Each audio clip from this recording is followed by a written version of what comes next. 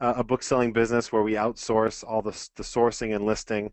So our primary targets for inventory for books is thrift stores and library sales, I say primarily.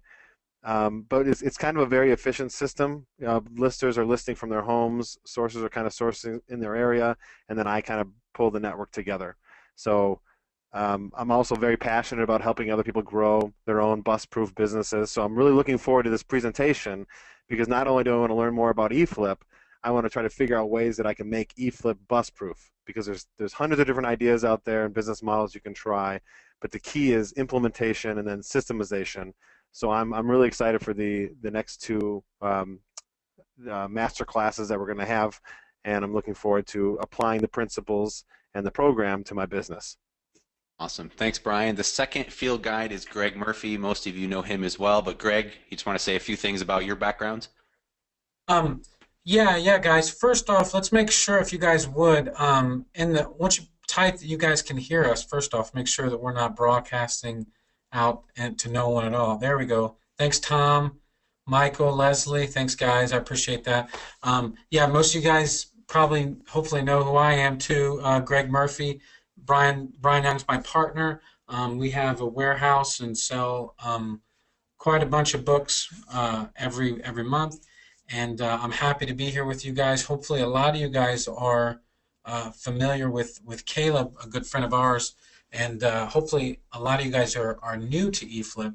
So this is going to be a great chance. Brian and I have been using the software for a while, and we're getting a little bit more in depth with it now, and Caleb's going to go ahead and show us exactly what's going to go on here, and we're going to use our expertise in books in general to hopefully give you guys a better understanding of the software and how this can help your business grow. Awesome. And so that's Brian and Greg. They've teamed up. Again, their website's below. They give a ton of free information, probably too much free information away. And you can always pick up something from them. They, of course, have courses and good other products to sell as well. They're not doing it for free. But if you're just starting out or whether you're advanced or whatnot, by all means, check out their website. You're going to learn a lot just by stopping by. Again, I'm Caleb. I'm the creator of eFLIP. I'm not a programmer. I've paid other smarter people than me to put that together. But kind of spearheaded the idea, made sure the database got built, and I'm kind of the customer service guy. So if you have questions along the way, feel free to reach out to me. If you have ideas for improvement, we're always looking for new features to add and ways to make it better and more usable and more just more fun as well. So if you want to reach out to me, you can do that. I run a blog called thebookflipper.com. Brian, I'm sorry I kind of jumped into your space there with book flipping, but you can check out that site as well. I'm a bit of a data junkie, and so I love to kind of challenge some of the questions that come out very often. So you'll see some of my blog posts about, hey, books over 1 million will never sell. And I kind of tackle those head on, almost like a Mythbusters approach, and I say, well, they do. Here's the data, and here's how to run your business effectively. And so I give a lot of information out there as well. And if you have questions or data-driven questions you'd like to see answered, drop me a line. I'm always looking for new content. All right, so again, today's topics are going to be focused more toward the beginner and making sure you really understand exactly how to use the software. Many of you have signed up. I don't know if you've had a chance to play with it all that much yet, but feel free to log into the software while you're on the call today and kind of walk through with us and really just make sure all your questions are answered. So we're going to go through some of the fundamentals. We're going to talk about basic things like sales rank, what your seller strategies are. Then we're going to spend a good chunk of today's broadcast on the actual software. And again, I want to make sure you understand how the software works. And then we're going to talk about how to navigate the entire process. So from buying books, tracking your orders, dealing with returns when they do come up, how to really manage that process as effectively as you can, as well as book conditions and everything else. And then we will spend a little bit of time with questions at the end of today's post. So the first thing to understand, we're going to get to the fundamentals, and I tried finding a better picture of like a building with a strong foundation, but had to settle for an iceberg. And it's important just to make sure you understand the fundamentals of book flipping. People always ask, hey, can I jump right in and use eFLIP if I've never sold on Amazon or if I've never sold books? And the answer is yes, you can, but I would highly recommend going out and doing physical sourcing as well. Because everything you learn with a phone in your hand or a PDA out scanning physical books, you can take that exact same knowledge and apply it to what you're doing with eFLIP. And the better you get at using eFLIP, the better you'll be at sourcing books, etc. So they kind of feed off of each other. The other benefit is if you're just starting out, you can probably find books on your bookshelves, learn the process of listing, learn the process of dealing with customers, how to price, and you can do that with books you already own, books that you pick up for $1 or $2 at thrift stores. With eFLIP, you're going to be spending at least $4, which sounds high, but I live in Denver and I'm used to paying $2, $3, $4, sometimes $5 or $10 for books at thrift stores out here. So it's not a big deal. And if you could find the profits there, it won't matter. And then you got to factor in the time you're saving by actually driving to these sources, the gas money, wear and tear in your car, etc. But if you can make mistakes on $1 and $2 books versus on $4 and $5 and $10 books with eFLIP, I think that's only going to help speed up your learning process. So I would strongly recommend doing this in tandem, sourcing physical books and sourcing online, but you can jump right in with eFLIP. So without further ado, let's jump right into the fundamentals. Many we'll see on some of the Facebook groups and the blogs out there, people talk about the sales philosophy, the difference between a fast nickel and a slow dime. Now you don't have to be one or the other as a seller, and what we're talking about here is kind of risk tolerance. So if you're a fast nickel seller, you're looking for items you can move quickly. So they have an awesome sales rank, they're going to sell several times a week, and you might not double your money, only make 20% return, but you're going to do it quickly and move on. Other people are in the slow category. They have time jobs. They only have so much time to put into this business. They're going to buy books where they're going to double or triple or quadruple their money, and maybe they're a little longer. They may sit in your inventory a little bit longer, but you're going to basically maximize your time and try and make as much profit as you can with as little bit of time as you're able to put toward it. Now, obviously, I'd rather be a fast dime seller, but you don't always have that option. Greg and Brian, what one of these philosophies kind of fit you, or are you somewhere in between? Brian, why don't you go ahead and answer that first? Because I'm interested in hearing what you have to say. Yeah, I mean, I think we apply both models for our business, like you're saying. We buy books that we are confident are going to sell fast, and we're willing to take a little bit less ROI on. And then we're also buying the books that could take up to a year or more to sell, but have a much higher ROI. I mean, off the top of my head, there's one particular book that's donated like a ton in our area. Like we see it. We sold over 150 copies of this particular book. It has a sales rank like 10,000 range, and every time we see it, we buy it. And it doesn't necessarily always meet criteria depending on when we scan it, but we generally bring in about 300 to 400% ROI on it. So ROI is still good, but that's definitely what you would call a fast nickel. But then I think the bulk majority of our books fall into that slow dime category. And then I guess the name of the game there is just to have a huge inventory. So as those times are selling, you're benefiting from that cash flow and keeping a nice inventory, padded with new books that you send in. If you had to guess a percentage, what percentage of your business would you say is the slow dime category?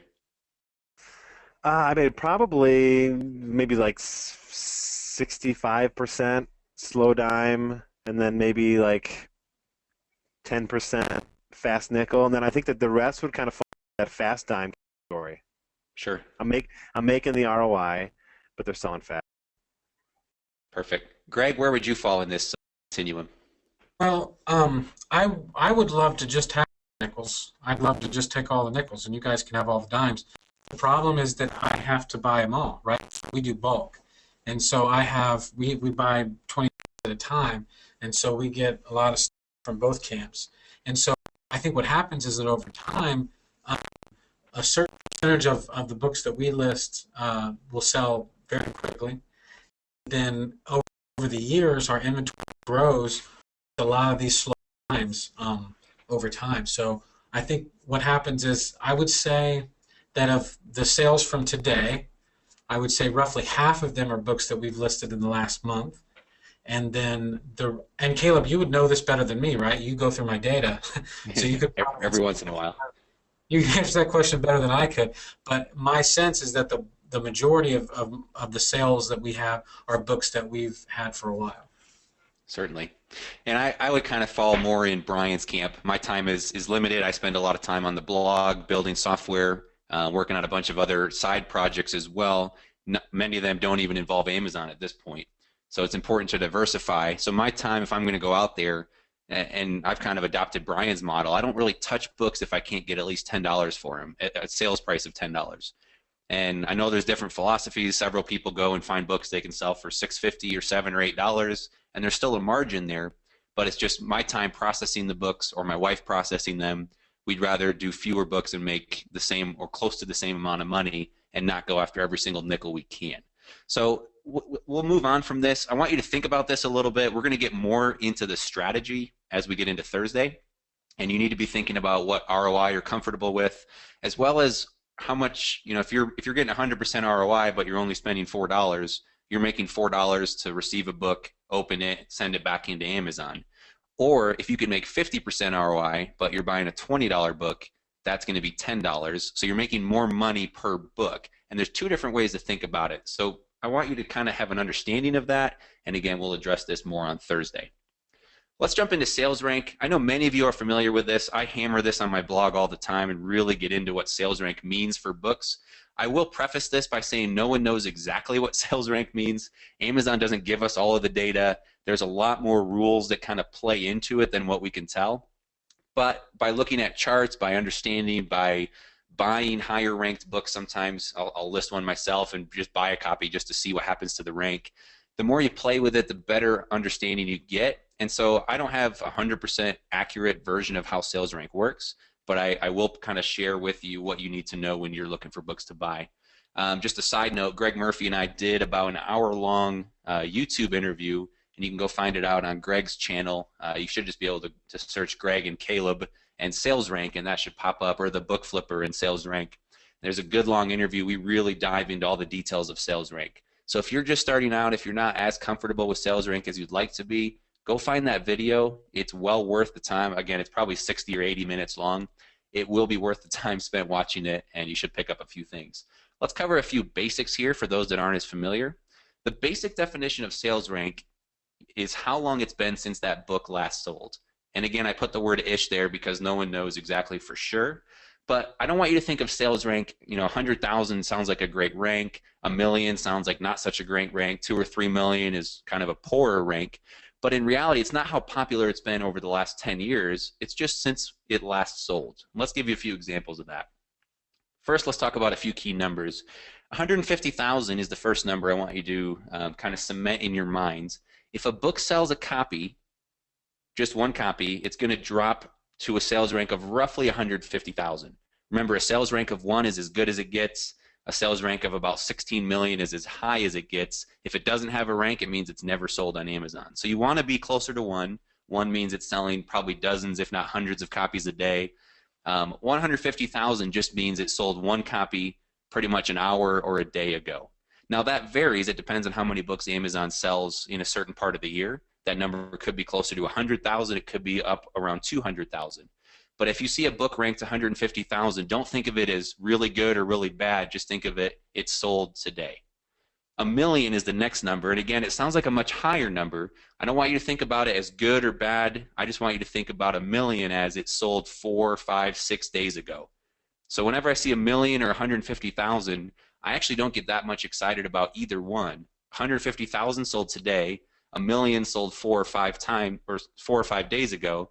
The question is, which one's more likely to sell again tomorrow or next week? And there's ways to kind of get at that. And then the last number is anything under 100,000. That starts to get me a little more excited. For a book to drop under 100,000, it needs to be selling multiple copies a day or multiple days in a row. So if a book that you scan shows up at 75,000, that sold more than 1 copy in the last day from what we could tell, or it's selling fairly consistently over the last several days. And that's a book that's probably going to fall into more of the fast mover category. And if the prices make sense, it can probably make sense to sell that quickly. Even if the pricing's not as high as you'd like it to be, odds are enough volume there, the price could move up in the future. So some key numbers to keep in mind. The important, yeah, Greg. I wanted to jump in real quick. Now, the other thing about sales rank, to make sure we get this, is that Amazon doesn't distinguish between whether Amazon sells it as a new copy, it's a merchant fulfilled new copy, it's a used copy, it's a Jensen online selling for $4 in FBA. None of that is distinguishable in sales rank. Absolutely. I just want to tell you to make sure. Certainly.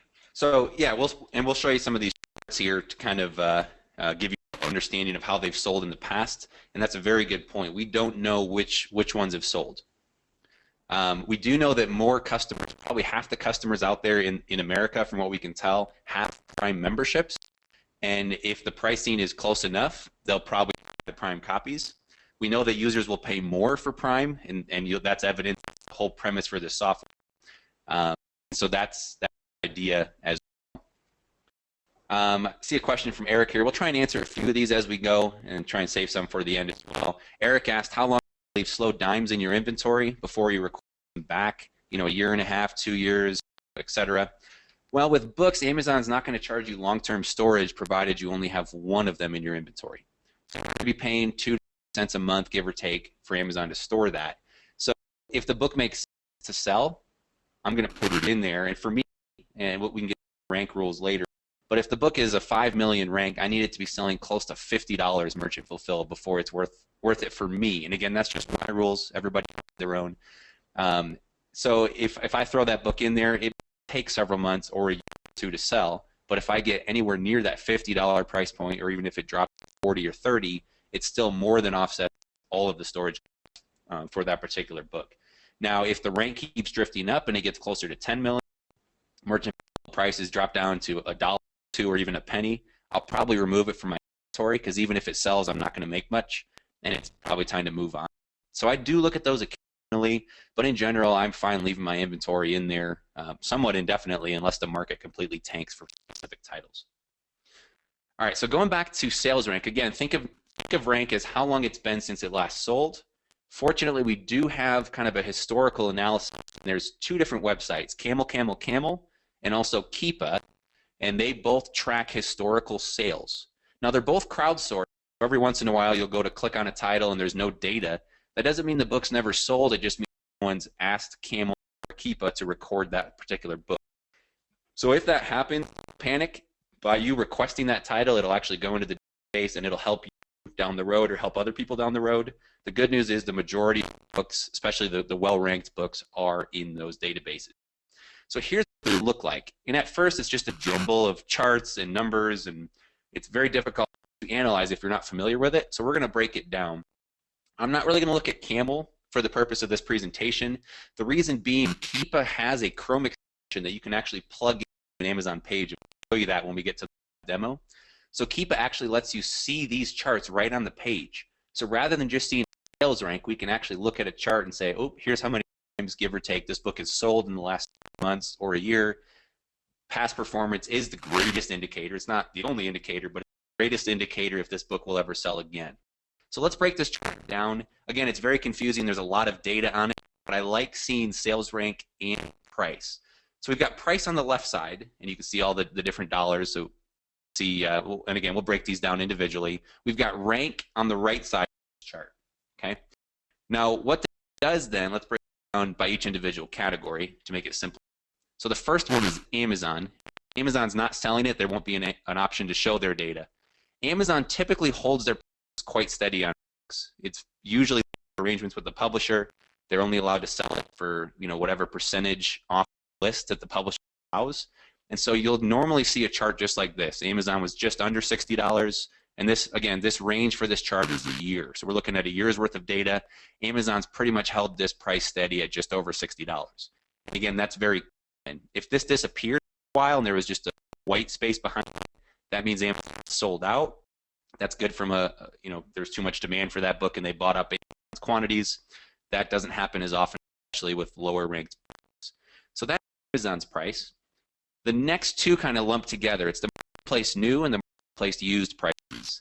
And it's important to see this isn't an average plus 5. It's not which one sold. This is simply the lowest price new listed on Amazon over the last year, the lowest price used. So again, this is going to usually 9 times out of 10 is going to be a merchant fulfilled seller. And we can see the used price is pretty much held steady, probably $12 to $15 over the last year. It hasn't really moved. Now, prices could be anywhere in between these two today. And then new and very close to Amazon's price at roughly $60. There hasn't been a ton of sellers dropping the price. This hasn't dropped down to a penny, and new, it's still held a lot of value, which is important. If the book's price drops down to a penny, signifying that there's too much supply for the book and it's priced down to the lowest point it can get. And if same thing on the new category, if there's a lot of people coming into the marketplace selling new copies, that will drive the price down as well. So this book held fairly consistent over the last year, and that's good. If Brian or myself or our scouters were to walk in and buy, scan this book on a shelf and pick it up for $1, merchant fulfillment selling for at least $12 plus shipping. So we're talking about $15, $16.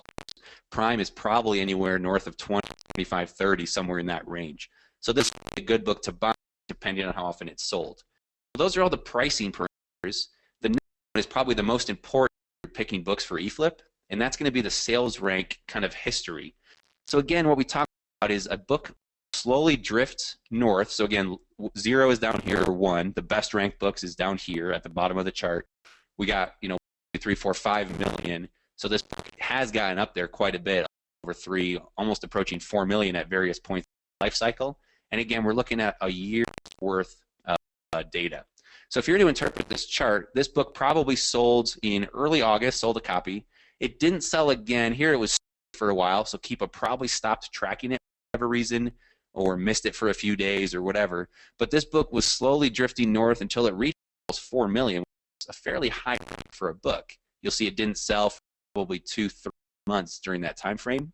It sold a copy. It dropped down again. We don't know exactly where. And again, Keepa might not show the lowest it ever got because tracking these once every day, once every other day, and sales ranks are typically updated several times a day. So if I were to interpret this chart, I'd be looking at it sold roughly once in August, went several months without selling, probably sold in October, went about a month without selling, sold a copy in November, so on and so forth. So it's really easy to interpret these charts without selling very often. And we'll show you some other examples when they do sell often and what that does to the chart. But if I were to interpret this sales rank, it's basically selling once every month or once every other month, fairly consistently for the last year. So this isn't going to be a fast nickel. If I bought this book today and I'm not expecting this book to sell within a week, that's certainly not the case. It can sell within a month or two, depending on where I price it. Again, this book is probably selling once every month, every other month. And if you put it all back together, hopefully it makes a little more sense now. So guys usually go to the green, and that's the sales rank, and I'm looking at how often it's sold. And then secondarily, I'm looking to see Amazon's price, as well as where the merchant fulfilled offers are priced, so I can get a feel of where do I want to price this thing. The general rule, the more it's selling, the higher or more aggressive I get with my pricing. It's like Brian talked about with that book that they're selling a couple hundred copies a year. That's a book where even if the price is low right now, know historically to be demand for it. It's going to drive the price. I have a very good chance of selling it. So let's go through a few other charts. And again, I just want to get you a really good foundation here to interpret these things. So here's a chart. Again, we're looking at a year's worth of data. We can see Amazon's price is pretty much in the $17 to $20 range over the last year. New and used are all over the board, but typically above $10 above and below Amazon's price, as you'd imagine. Now, sales rank here looks like it's all over the board, but if we look, we're not talking about 5 million on the axis anymore. We're talking about just over 1,000. So this book has consistently been ranked less than 1,000 for the last year. This is one of those fast nickel books. It's going to sell quickly. Now, can't price higher than Amazon and expect to get the sale. So we're going to price this at $17, $20, but based on the sales rank, it's probably selling multiple copies a day, and we're very likely to turn that book over quickly. Let's look at a few more. Here's another chart. Again, this book has really been ranked worth about 25,000 over the last year here. And also, we see that the rank was very popular in August and September, and then it got a little less popular in the off season, and then very popular again in January and February. So when we're looking at that, this is one that I would say this is a very typical textbook pattern. This book is selling a lot in the fall. It got less popular, although keep in mind the worst it was ever, even in the off season, was about 20 or 25,000. So this book is still probably selling every single day. It's just not as popular as it again during the textbook season. So this is a pattern that's going to be very typical of textbooks. And Greg, you have a couple questions about Keepa? Yeah, I do, brother. So how accurate is Keepa? I mean, how much do we know in, industry-wide, or what is the thought process behind accuracy of these third-party plugins or whatever? I know it doesn't matter with a book like this, but a book that's ranked 4 million that we looked at before, if they're missing 2 or 3 sales, that can be a big deal. So, do you know how accurate this is? We don't know how accurate or how often they're basically using the API or the back end of Amazon to get this data, because it's all the same data that we pull with eFLIP. You're not allowed to store Amazon's data for more than 24 hours at a time. And so companies like Keepa and Camel might have special arrangements, or Amazon doesn't care, or we don't really know. On a chart like this, I bet they're getting all the sales, unless they're only checking this like once every month or every other month, and they could be missing some sales theoretically. But you'll see these stair steps here. My hunch is what they're doing is they're only tracking this book every couple of days. So they'll check here, and here's the rank, then they'll check it in a couple of days. It's actually jumped up. So if you kind of connect the dots, you know the rank is going to steadily increase. So on a chart like this, when you have a longer flat line, or even over on the left side here, they're probably just missing a few days. But if it had sold a copy in that time frame, it would have dropped down again, and this line would have been moved down, if that makes sense.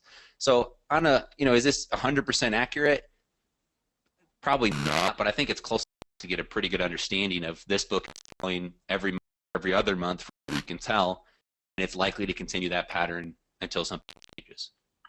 And if they missed it for like 3 weeks, what would probably happen is that when they did pick it back up, the sales rank would kind of be in the middle of the mountain rather than at the top or the bottom.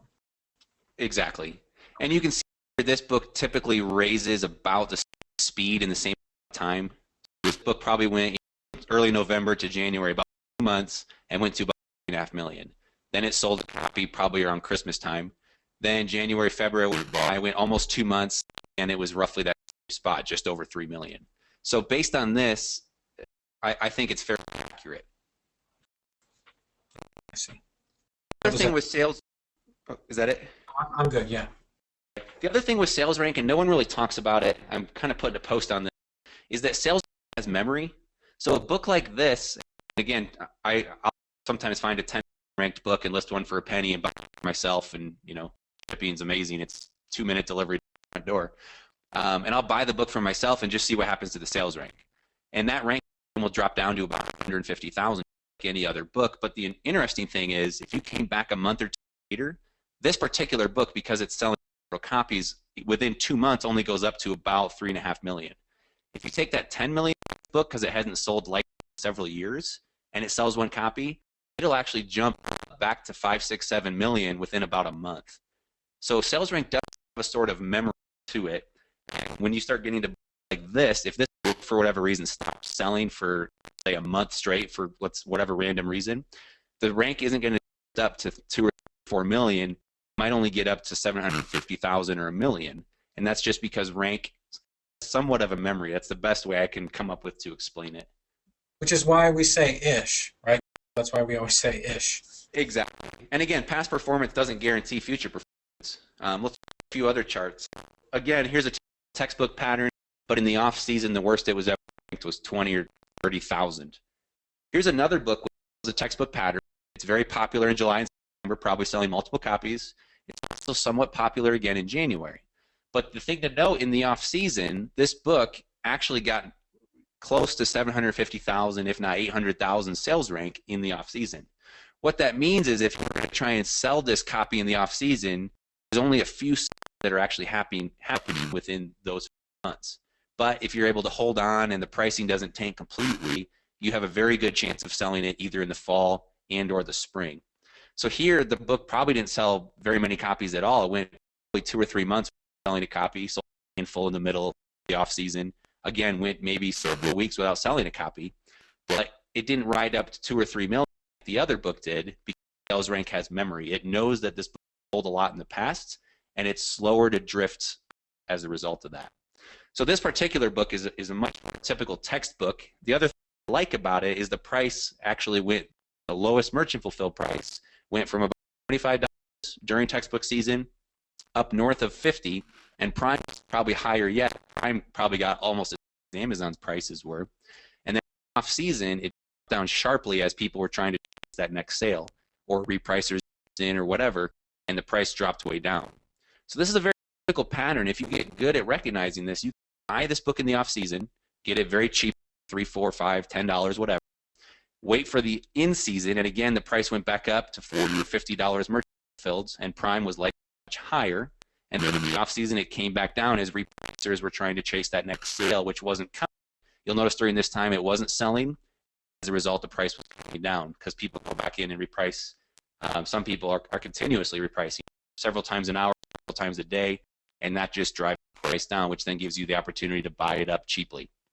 So this is a book that it's not likely to sell in the off season, but it's going to most likely sell during the season. This is a little bit more risky, but if you're willing to take that risk, this could be a book that works up a little bit. So Brian's asking, am I going to cover my criteria in relation to the data that Keepa gives you? Does my criteria change, tighten based on the cost of the books? Certainly. A book like this, where it's not as popular in the off season, I don't know that I'm going to pay $6, $8, $10 on the chance that it's going to jump way back up in the season. But if I were to find this book right now, so we're looking at about here June, if I found this book in a store right now, it ranked $500,000, I might look at the history of it and say, well, it sold in the fall. If I can get it for $1 or $2 at a store, I hesitate. I'd pull the trigger, especially if the Prime prices are up to $30 right now. This one, I don't know that I'm comfortable buying with eFLIP either. If you could pick it up cheaply, right now it looks like the price tanked. It's still the case. You could pick it up for $6, $8. I wouldn't buy 10 of them. I might buy 2 and see what happens. It did have good sales for almost 2 months in the fall season, so that's something I may look at. But again, the better you get at reading these charts, the more informed decisions you can make about what level of risk or what your sales strategy is. Here's one more book. Go ahead. I wanted to jump in real quick with the story. There was a guy that would come. He would buy. You guys might even know him by now. But he would buy textbooks from people. He textbook buybacks. He would buy textbooks, and we would have some in bulk. We'd have like either 60 or 200, 300 copies, and the only thing that he would use to make a decision was sales rank. And we did this, but I joked before with my brother-in-law. I said, well, if we just bought a couple on Amazon, and that's the only criteria we used, he would think this book is amazing. So the problem is by using sales rank as just a snapshot in time, you don't get access to any of this information. At the same time, if you're using these charts for every book that you're going to purchase, when you, especially out in the field, you won't get anything. Imagine a guy with the library sale that had his laptop out, going through all these charts before he decided to buy a book. Yeah, it's just not feasible. So yeah, Greg's exactly right. Sales rank, not snails rank. Sales rank is a snapshot. So for example, this book here, if you were to scan it in early May and it showed up as of $1 million and it's selling, it's selling for $20 merchant fulfilled, Prime's higher, you're still probably going to buy it based on parameters. But if you were to find it just after it dropped, so after a copy sold and it was ranked 100,000, you'd be super excited and try and snap up as many as you could, when in reality this is probably only going to sell a 2 dozen copies next year. So out scanning, definitely you don't have the time to pull up everything. You'll get better at learning when to pull the charts up and when not to. And especially if you're at a thrift store with no competition, you can take a little more time and buy smartly. But if it's only 50 cents or $1, roll the dice, take it home. If you have a few duds, so be it. You'll be able to spend more time finding books. With eFLIP, it's really important, especially because your cost is going to be at least $4. All this is right in front of you. It's just a few clicks. Once you get good at interpreting it, you can look at it, move on, and make a quick decision. So again, here's one more example. This book, again, is, it looks like a typical textbook, somewhat popular in the fall, somewhat popular in the spring. But again, in the off-season, it's like not selling at all. So here we come out of textbook season. We're in February, March. Selling still a few copies, probably that needed that book before exams, and so they're just buying that book. Once the sun hits, this book didn't sell for 2 or 3 months before it finally sold another copy. And so just understanding that, again, the rank didn't get to 3 or 4 or 5 million because sales rank has memory. It got right around $1 million, somewhat holding steady. So again, a book like this, if you're buying it at a store for 50 cents a buck, it's probably going to sell a handful of copies in the fall. But if you're buying this on eFLIP, this is not a very strong textbook pattern. I would probably move on. You can do a lot better. All right. And then one last one, a book like this, again, this is a year's time frame. This book only sold probably once on the far left of the graph here, twice, 3, maybe a sale here, we don't know, and then maybe 4. This book is selling once a quarter, 3 months. That's not a book you really want to add to your inventory, even though it's selling for about $30. Now the merchant bill price is $20. You can see the price sharply decline here. That's probably 2 sellers just competing against each other using pricers. Great for us because it brings the book down under $5. We can snap it up. But you'll see even when the price got that low, no sales happened. So even that low price didn't get anybody excited about it and have them buy it. I'm hoping you're enough to look at the chart and realize this book's not selling very often. So that's a primer on sales rank. Again, a lot of other information there, but hopefully that gives you the basics. And when you look at these charts, you can get a pretty good idea to say, should I buy this or should I not? Brian, you've got a I just want to comment on what Greg was saying. I completely agree. I think trying to like analyze camel or keep while you're sourcing a thrift store or library sale just doesn't make sense. It's going to hold you up. I mean, there's like I've said before, you go through 20 books sometimes before you find that one book that meets criteria. So it's better to just have a specific criteria when you're sourcing, at a store. But the neat eFLIP is kind of like you alluded to at the beginning of the presentation. You're not traveling to the thrift stores. You're able to source books from the comfort of your own home. It's much more efficient. And so then you have a little bit of extra time that you can allot to doing some of this extra research, which I totally agree with. My book sourcer, he stopped by my home office today. He drove an hour and a half to get to the thrift stores he's going to source at today. Then he's going to drive an hour and a half back. And so you could hire somebody to do the flip for you and then spend that extra time and scrutinize. I mean, really, comfortable with Keepa. I mean, how long do you think it would take for somebody to be able to, or how long does it take you to keep a Keepa layout and determine whether that's a book you want to buy or not? Like a couple minutes or a few seconds or what? It's a couple seconds. I can pretty much glance at that and say, yes, it makes sense, or no, it doesn't. Yeah. Do you also click through to look at the listing page and like actual FBA, like new merchant fulfilled prices? Yep, do that and we'll too? get a demo here shortly, and I'll show you kind of my thought process and how I actually go through it. Awesome. Yep. Now, just to be part of this conversation, I have never one time in my whole life used either Keepa or sorry, Keepa, either Keepa or Camel to make a decision about purchasing a book while I was scanning, or what to price it at, shipping it to Amazon. I've never ever done that. Just so you guys know. And I haven't either. So only because it doesn't make much sense when you're on the field scanning, like you said, if you're buying for 50 cents or $1 or $2. I mean, it just doesn't require that much research, I think. No, and I'm pretty much the same thing. It's paralysis analysis. If you're sitting looking through every time is money. I'd rather run through the thrift store, spend 45 minutes there, get all the books, home and found out I had 3 duds, than spend 2 hours in the store and eliminate those 3 duds. It just doesn't make sense. The only exception to that is if I'm paying a little bit more. So some of the thrift here, if it's a big hardcover book, i.e. a textbook, they just slap an expensive tag, so it could be $4, $6. And on those, I'm going to look, if it's ranked a million on a textbook is starting to get up there as far as rank. Remember, it has memory. So $1 million on a regular niche book, I'm not worried about. It's to sell several times in the near future. On a textbook, I start to go, this may not be as popular anymore. And especially if it's a heavier book, 3, 4, 5 pounds, I got to pay $6 to get it, I will put the chart up because I'm going to have a $6 dud on my hands. But that's about the only time I'm actually going to look at when I'm in the field.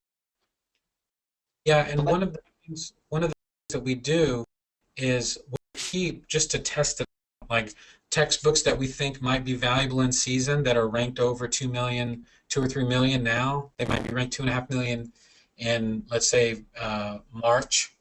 And then we'll go and we'll scan those in early August, and you'd be surprised how many of them are worthwhile at that point. Certainly. Well, I think we've covered rank as well as we can. Again, you'll have access to this. You can come back later. There's lots of other great resources out there on the internet. You can find a lot more information about rank.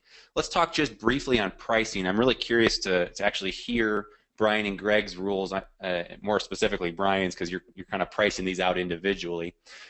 Pricing basics. Let me first off start by saying you can price a book wherever you want. There's no right or wrong way to price a book. If you price it too high, it's just likely not to sell fast. So you may sell it eventually and make more money, but you might have been sitting on it for several months. If you price it too low, it's just going to sell too quickly. That's not a problem. You left some money on the table, but you turned it. You've got your profit back out. You can go buy more books with it. So there's no right or wrong way to price it. Also, feel free to do whatever you want. I'm not going to say, don't undercut other sellers by a penny. Don't, undercut certain anything. You can price however you want. We're not going to get into a cartel or anything illegal here. Price where you want to. Keep in mind that several people use repricers. But if you do undercut them by a penny or a nickel, they're probably going to catch you right back up with either within the same day or sometimes within the same hour. So keep that in mind. We'll kind of teach you how to look for that. But just general rules for pricing. Amazon's price over here on the right, that's always going to be your ceiling. Don't price above Amazon unless they're always going out of stock, and you can see that based on the Keepa charts. But if they're priced at $40, don't price at $45. You're never going to sell it, or odds are you're never going to sell it for more than Amazon. So you got to price under them, and how close you get to them depends on how good the sales rank is. If it's a copy that's selling once a month, I'm not going to price a nickel under Amazon. I'm going to price several dollars to try and entice someone to buy my copy. If it's selling, dozens of copies a day from what we can tell, I'll get more aggressive and get really close to them because someone will save a buck or two and buy my copy. The merchant fulfilled prices, so whatever the lowest merchant fulfilled is price, plus $3.99, so basically plus $4, that's your floor price. Don't undercut merchant fulfilled sellers. You're selling Prime. That's, again, you're welcome to do it if you want. Jensen Online does it all the time. There's some of these mega sellers that do undercut merchant fulfilled sellers. But don't make that your strategy, especially if you're buying books with eFLIP. Customers will pay more for Prime, and you should definitely take advantage of that.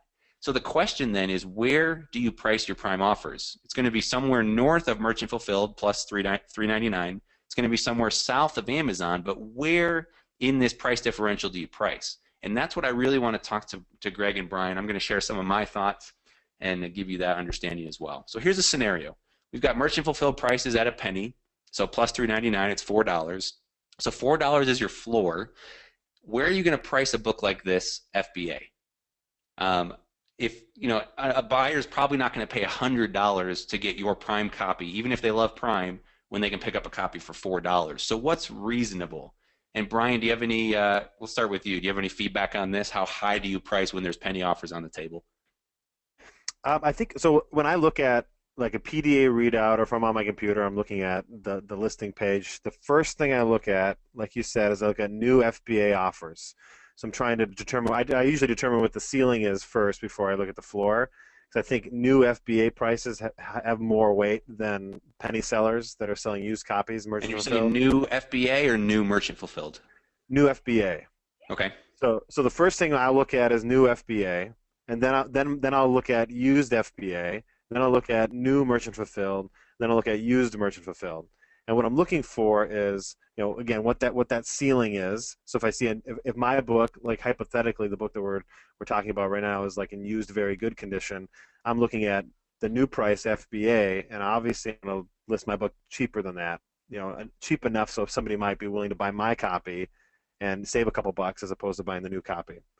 But essentially, what I do is I'm looking to match the FBA offer with an equivalent condition. So if it's a very good book and there's a FBA offer in very good condition, and it seems kind of in line with maybe the new FBA offers, then I'll just match that book. But then I also glance over at merchant fulfilled, because ideally I'd like to sell my used copy FBA at least a little cheaper than the merchant fulfilled new price book.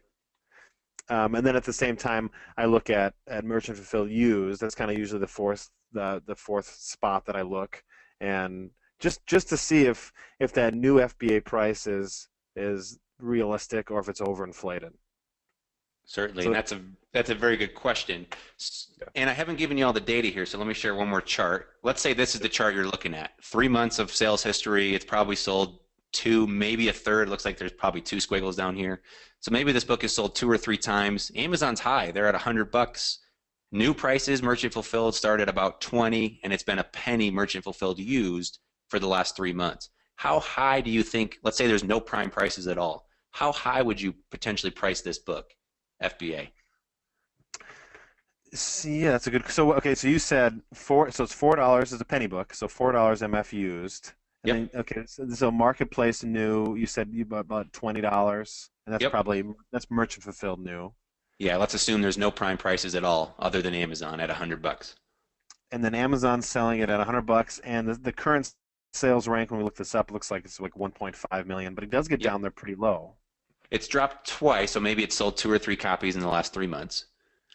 I would price the copy of this book probably if it was used very good or used like new or used good, I'd price it probably just under the $20 mark, typically. Okay. And I A think rule of thumb for me though is if I'm ever in doubt, then I'll price high, and then within a few months I'll reprice down. But I'm trying to come in just under the merchant fulfilled new. and I think that's a very good strategy. Looking at that new price. The higher the new price, the more aggressive you can be. So again, I say this because a lot of people will advocate, well, just price as high as you want. If Amazon's at 100, there's no other Prime. Price it at $49. Price it at $75 because someone that prefers Prime will buy your offer. And I don't think that's, if this book is selling a lot, sure, one of those buyers might value your Prime book that much. But on a book that doesn't have a lot of sales history, you need to price it competitively. And so I would agree with Brian. I'm probably going to price this at $15 or $20. If you really wanted to sell it quickly, price it at $9.95 or $12.95 and try and move it out the door. But if there's no other prime choices, you have to have an understanding of what's realistic. So let's ask the same question on a chart that looks like this. I'm So out. again, go ahead, Greg. Let's go back one. So I still don't think we have enough information yet. Now we have to know if this book is a textbook or not, because that can change our decision. Brian, what do you think? If this was a textbook, would you still price it at $20? Yeah, I agree. I think knowing whether or not it's a textbook would help. I mean, if you have it in your hand, that's helpful. Right. The other thing I also want to know what the other offers are too. I want to see if there's any FBA prices currently, and then what are all the other MF offers. I think that's also I also use that as criteria to price my books too. But is that $20 both of your guys the same answer if it's a textbook and we're sitting here June 1st or May 31st right now? Well, for me, I'm not going to look at the book and try and determine if it's a textbook. I would actually click on the year's worth of sales rank history because right now we're only showing March through Right. June. So there's no textbook season if there's no fall or spring semester. So I would actually zoom out to a year. And if I saw several sales in the fall and or several sales in the spring, I may go higher. I might come up to $29, maybe $35. I don't know if I'd go a lot higher than that. Mhm. What do you think, Brian? Yeah, I think I'm in the same boat with you. If I had more, if this is all the information that Keepa had, this is all the information that we had available to us, I'd probably price mine at $19.95 and like a used very good condition. But if I discovered that there was some textbook effect happening during textbook season, then I might price mine closer to the $30 mark. Probably $29.95 is probably what I'd land on. Perfect. Yeah, Greg, that's a great point. I would probably go 20 or $25. The other thing I wanted to make sure that we know is that there's some people that will never, ever, ever see that penny offer because there's options that you can have on your desktop browser, and I believe on mobile as well, that if you only want to see prime offers, so they'll never ever see my penny book. Correct. So who knows why people do anything? I've had very strange things happen of selling books where my staff has made mistakes and priced way too high, and sometimes they'll sell, but usually they won't. So we just never know. But I think the consensus is between 20 and $25, especially now we moved the Super Saver shipping and the free shipping right back to $25 for books. Correct. So if you can get close to $25 price point, if they're Prime, don't price this at $24 or $24.99. price it at 25 because someone can still get a non-prime user can still get free super safe shipping if they have $25 worth. And so that's a very good point too. I love the $25 price point, especially if there's no one else around. But I think the important thing to realize is here, even with just 3 experienced sellers, we all have some different criteria of where to price it. There's people that'll price it at $25, wait for the sale. And that may happen, but I don't think you have a very good chance of selling it for 75. But if you drop this down to a more reasonable price of 20, 25, 30, you have a much better chance of actually selling that. And that's what matters. We can teach you how to buy books, how to do charts. At the end of the day, it's if your books are actually selling. So let me ask the same question here. Here's the chart we were looking at. Here's another book where Amazon's high. They're about $80. Been consistent. It's a 3-month window. The new prices are in the same spot, about $20. And merchant fulfilled used is a penny again. So, but we look at the sales, and this isn't selling 3 times in the last 3 months. This is nearly every day, if not several times a day. The rank is well under 100,000. So a book like this with lots of demand, if there's no other prime users, let's go back to you, Brian. How high are you going to price this book? Yeah, this is going to, so the rank, okay, so I'm just taking some notes here. So the rank here is, from what we can tell, probably selling every day. Yeah. Other than that, the same criteria. It's a penny used book, merchant fulfilled. It's about $20 new, merchant fulfilled. Assume there's no prime other than Amazon at $80. Okay. I mean, I still would come around the same price, like $95. I do. I'd no used FBA prices that we know of. Yeah, let's just pretend. Pretend there's not. I mean, I know this book is moving faster. I still think that I'd like to come in under fulfilled new, because I think there are customers out there that would prefer a new copy. They'd rather buy a new copy for 20 than a used copy for 5. Maybe I'm wrong, but I think that's kind of the mentality that we approach the criteria with. So I do 1995 on this one as well. Okay. Greg, any thoughts? I would definitely not put under $25. I certainly would do that now that they've changed those rules. But it would probably be between $25 and $30, I would guess. Because again, a new book in 3 weeks is very different than a used book in 2 days. Before we go, I want to see here. There's some people that are asking what's the difference between FBA Prime, Amazon, and market-based merchant fulfillment. So we're having some folks. There's a couple people here. Sure. So can we go over that real quick? Yeah, absolutely. So MF, or merchant fulfilled, is someone selling out of their house. Greg selling out of their house. If you buy that book, it's going to come from a physical seller's home or business. It's going to come usually medium. Some of the bigger sellers, Greg, I think you use HL, so it may get there a little bit quicker. But you're usually, especially if it's sent media mail, which is how I would do it if I was shipping from my house, it's probably going to take 10 to 14 days, so roughly 2 weeks to show up at the customer's door. FBA or Prime mean the same thing. FBA is fulfilled by Amazon, and if you're using this software, you should definitely be FBA. If you're a smaller bookseller, you should definitely be FBA because you can scale with buying a warehouse. If you're Greg, then, or if you have a lot of space or a huge basement you can allocate and you don't mind hiring people and shipping books every night, there's money to be made merchant fulfilled as well. But FBA or fulfilled by Amazon's mean that when I list a book, it's not sitting on my shelves. I mail it to one of Amazon's warehouses, and then they are going to sell it for me on my behalf. I still get to price it. I still get the condition. I still get to have some control. But when a buyer buys that particular copy, Amazon's going to send it out. They're going to get free 2-day shipping because it's sold Prime, and they're going to get my book quickly. And if there's any issues, they're not going to email me as a seller. They're going to email Amazon, and Amazon's going to take care of them every time. So hopefully that helps clear that up a little bit.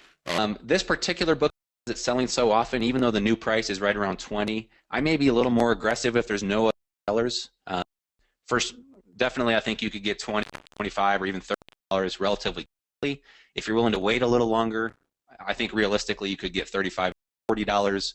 I'm going to price this at $70 used. Someone's just going to buy Amazon's brand new for just a little more money. Just with 3 different sellers, you're seeing lots of pricing philosophies. I want to help you understand that. And I realize time's getting away from us, so I want to skip over this. I want to jump right into the demo at this point and kind of give you a feel use the software and kind of walk you through several different pieces there.